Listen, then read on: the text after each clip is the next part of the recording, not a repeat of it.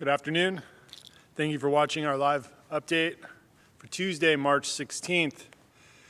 It was 1 year ago today, on March 16, 2020, when Westminster Canterbury learned we had our first confirmed case of COVID-19 in a resident. Wow, what a year it's been. A year ago tomorrow, March 17th, we held our first live update, and we also had a press conference out at the Gatehouse to share the news with the broader community. Today marks our 153rd live update.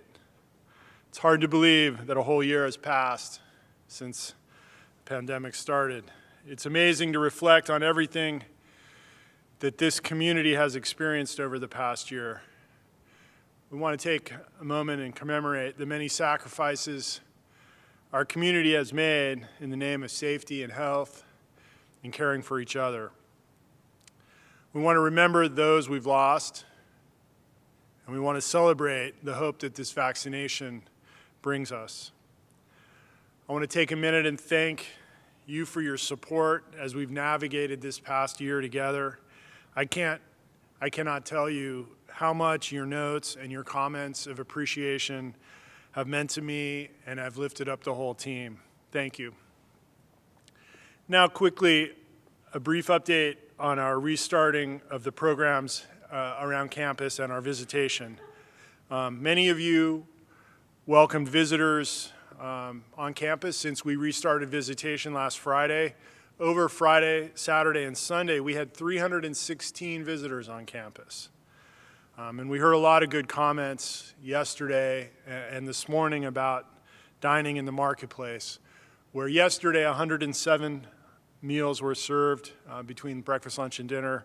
And asking the staff, it seems as if it went well. Hopefully you all enjoyed that. We still had a lot of folks doing takeout, and we had a lot of meals delivered. So hopefully all that's taking care of everybody's needs. We had 23 residents attend the airing of the Richmond Symphony performance here in the Sarah Bell November Theater yesterday.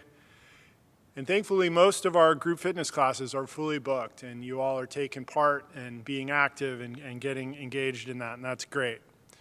We have heard a lot of questions from you, so I'm going to try to clarify some of what we shared earlier last week, and we'll do our best to try to clarify it.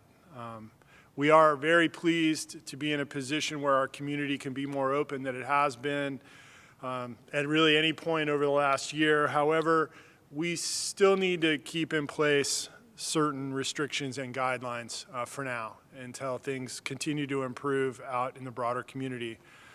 I want to encourage you to approach visiting with others and conducting whatever business you need out in the community with an abundance of caution. The community at large, the positivity rate is still 5%, and that is still higher than it was for much of the past year, so we still need to be careful. All the trend lines are good, things are headed in the right direction, but we do need to continue to be careful. This may mean different things to different people. It's up to you to determine where you're comfortable going and who you're comfortable visiting with, and really what is most important to you. You need to make those decisions and keep yourself safe. That's the most important thing. The CDC, the Centers for Disease Control, has offered new guidance over the last week, and that can help you with your decision making, but we also know that some of their guidance has been confusing. So we hope that guidance can help you as you make the decisions about how involved out in the community you're going to be and how much interaction you're going to have with your friends and neighbors and family. The CDC still recommends that you wear a well-fitted mask and you social distance when you're in public. Much of our campus is considered public space. Hallways, corridors, common areas, dining areas are all considered public space, and we're going to ask that you continue to wear masks throughout campus and public spaces when you're around other people, especially staff and visitors. We know, 98.5%, which is almost everyone that lives here, was vaccinated. That's not true for staff. At staff, we're at about 75%, and visitors, we just don't know. So you need to approach those interactions cautiously. The CDC recommends that you wear a mask when you're visiting with non-vaccinated individuals and anyone who's at increased risk for COVID-19, or if you're interacting with individuals from multiple households. This likely applies to many of your family members and friends who live out in the broader community. The CDC also recommends that you avoid medium and large size in-person gatherings. And that's what's driving our decision to take it slow as it relates to starting up some of our programming that would be medium or large size. You've likely heard in the news that the CDC has said that fully vaccinated individuals in a private setting, such as a private home or your apartment, may visit with other fully vaccinated individuals indoors in a small group without masking or social distancing. And so that is the position we're taking. If you and your neighbors here on campus want to get together in private and take your masks off and not social distance, or if you're doing that with your family, and you've determined that that's okay with your family, that's okay with us. We don't want that to happen in public areas because we just don't know who else. We don't know that everyone's been vaccinated. And there's really no good way for you to know if everyone's vaccinated short of asking the people you're going to be with. The CDC guidance also says that you may visit with non-vaccinated individuals from a single household indoors without masking or social distancing. So what they're saying there is if your family members aren't vaccinated and they come to visit and you feel they're at low risk, meaning they haven't been exposed, then CDC says that that's okay. You can visit non-socially distanced and without masks. We feel that has significant risk, and frankly, we're a little uncomfortable with that. So we are not encouraging that to happen on our campus. But at the end of the day, it's up to you to decide when you're comfortable visiting with your friends or families who don't live with you in your house without a mask on. That's really your call and your family's call. If at any time you have concerns, we have the ability to get you tested. And so if you have any symptoms after a visit that might be consistent with COVID-19, please let us know and we'll get it tested and we'll let you know. The guidance about whether you should or shouldn't visit with folks in private without a mask, at the end of the day, it's up to you. If you're comfortable with it in private, in your home or in their home, then it's okay, but not in public. That's the distinction. We can't have that yet in public. Hopefully soon, but not. Let's keep our masks on in public for now. So moving on, we have restarted some staff-led small groups around campus, and that's an exciting step for us. It's something we've looked forward to, and I know lots of residents have been asking resident services, recreation, and pastoral care about small groups. So we're eager to get those underway.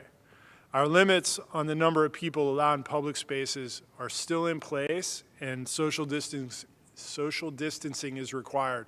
So a lot of the smaller rooms have really small capacities because of the social distance requirements. And that'll stay that way for a while. So let's please respect that and realize we want to maintain that just to keep everybody safe. For independent living residents who would like to host someone overnight in your apartment, we ask that you pre-arrange the visit through resident services by calling 804-264-6082. To serve you in the best ways possible, please call and register your overnight guests during business hours, Monday through Friday. It's really difficult for us to manage those last-minute requests when the calls come in over the evening or over the weekend. If you know someone's coming, that's fine. Just let us know in advance so we can be prepared for it, and the gate can be prepared, and all the rest. So we appreciate that. Now, as it relates to the lower level, down between where the shops on Main are and the mail room and down into where employee dining is, we'd still like to encourage you to avoid the lower level. There is still, in my opinion, way too much risk when it comes to staff and residents interacting, and there's a lot of staff traffic downstairs. We've tried to keep our staff downstairs, give the residents the upstairs to the degree possible, and so to the degree we can, please avoid that. What that really means to most residents is we really don't want you going to the mailroom, and so if you need assistance, and please don't hesitate, if you want any help shipping a package, please call extension 6223, and someone will come to you and pick up your package, or you can drop it off at the tower or center desks, and we'll get it to the mailroom and get it shipped for you. Also, in terms of the office spaces, like resident services and where my office and the foundation is, and down in the business offices, we're happy to meet with you, but we need meetings to be by appointment only. So please call ahead, and if you need to meet with any of us in the offices, that's great, but we'd like to schedule that. We just don't, a lot of the hallways and spaces in our offices are really tight, and there just isn't room to have more than one guest in those spaces at a time. So call ahead, make an appointment. We're happy to visit with you. Lastly, for me, I want to remind you that on Thursday of this week, so in 2 days, on the 18th, I will be speaking about the Vibrancy expansion project and the Promenade dining room renovation. What I do on Thursday will be the first in a series of communications and presentations that you're going to see in the coming weeks about the expansion project and the dining room renovations. This Thursday, I'll tell you a little bit about the Vibrancy expansion because I realize many of you have heard about it but don't remember or never saw the details, especially as the project has progressed. And many of you have moved in the last year and haven't seen any of it. So we'll reintroduce you to the project, and then we're going to talk about the Promenade project and the parking solution to the project, which will be a little bit advanced. The Promenade project and parking solution comes sooner than the rest of the project. So we'll talk about the timeline and get that communication started, and then in the coming weeks we'll have more images for you to see and a presentation that'll walk you through the entire project. So we'll hopefully help you understand it, and then we can have more conversations about the specifics of the project after Thursday. So I will see you on Thursday. Thank you again for watching today. Next up is Kathleen Pender. She has a grounds update, and then David has our pastoral care segment this afternoon. See you on Thursday.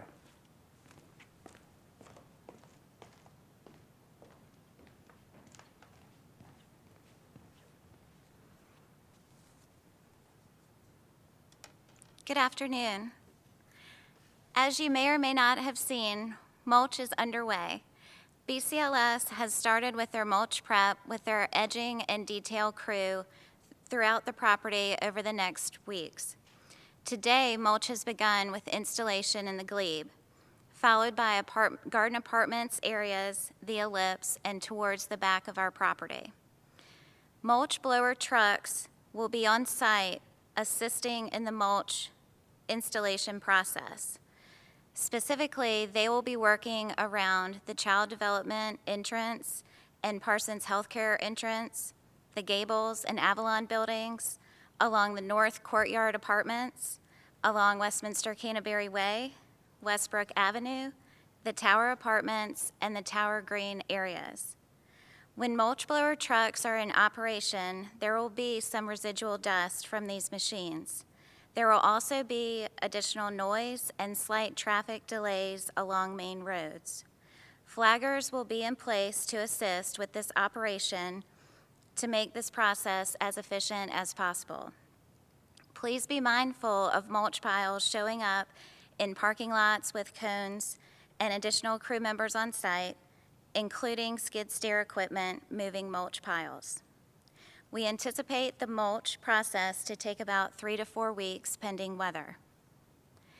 Irrigation. Irrigation startup is scheduled to begin later this month as weather conditions cooperate. As the system is started up, you will see the irrigation heads pop up, and there may be some hissing noise associated with that. It is okay.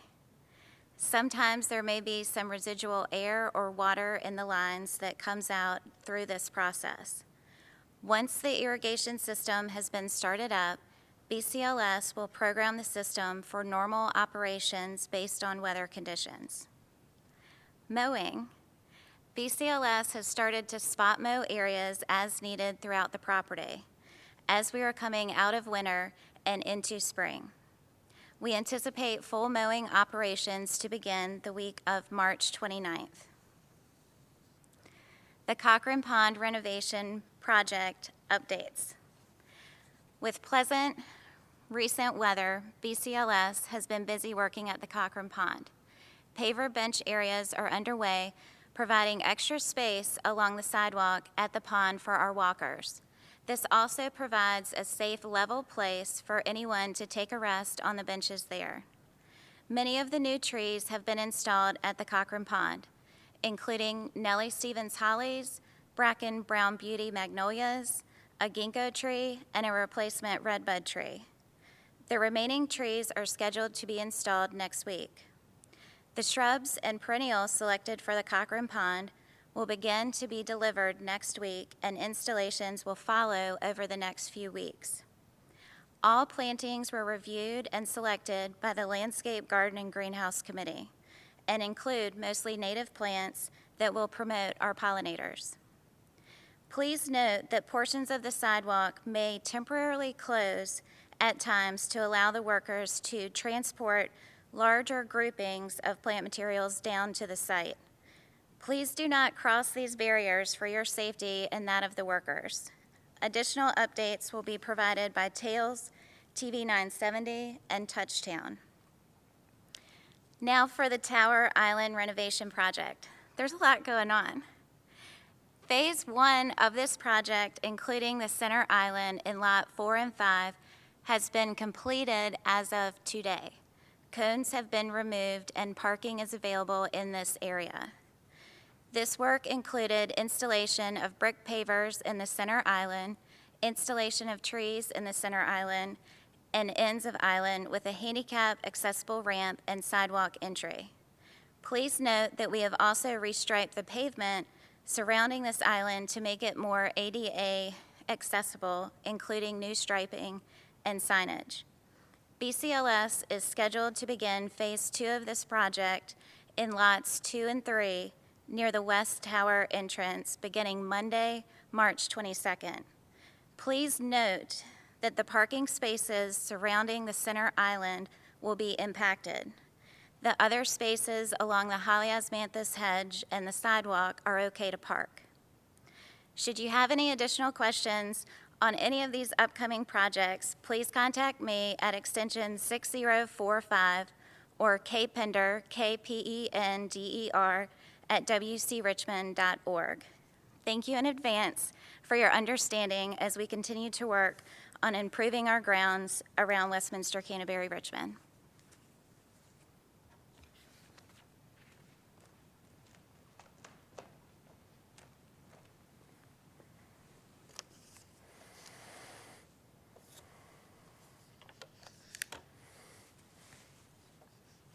Good afternoon. I'm David Curtis, one of the staff chaplains here at Westminster Canterbury of Richmond.